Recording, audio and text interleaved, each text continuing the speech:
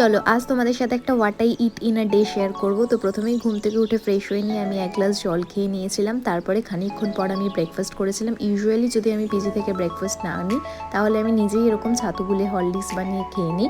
তো তারপরে আমি লাঞ্চে করেছিলাম হচ্ছে মাটার পানির অ্যান্ড রাইস। তো তারপরে আমি খেয়ে নিয়েছিলাম হচ্ছে টক দই, যেটা আমি মাঝে মাঝে কখনো না কখনো খেয়ে থাকি। তারপরে আমি বেরিয়েছিলাম একটু বাইরে।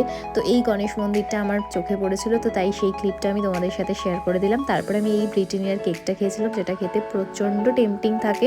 তারপরে আমি এক কাপ কফি নিয়েছিলাম, আর কফির কাপে চুমুক দিতে দিতে আমি কত কিছুই না ভেবে নিয়েছি।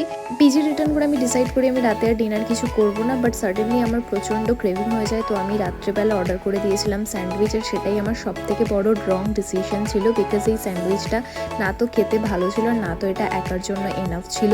আমি একটা ভেজ ক্লাব স্যান্ডউইচ অর্ডার করেছিলাম, আর এটা ওপেন করতে গিয়ে তো আমার অবস্থা খারাপ হয়ে গেছিলো এক হাতে। যাই হোক, তো তারপরে আমি প্যাকেটটা ওপেন করে নিয়ে এটা খুলে আমি এতটাই ডিসঅ্যাপয়েন্টেড হয়েছিলাম। এটা এতটা বাজে খেতে ছিল, আর স্টাফিংয়ে ভর্তি ভর্তি করে অনিয়ন দেওয়া ছিল, যেটা আমার একদমই পছন্দ হয়নি। যাই হোক, আমি কোনো রকমের খেয়ে নিয়েছিলাম। ভিডিওটা ভালো লাগলে সাবস্ক্রাইব করতে ভুলো না। বাই।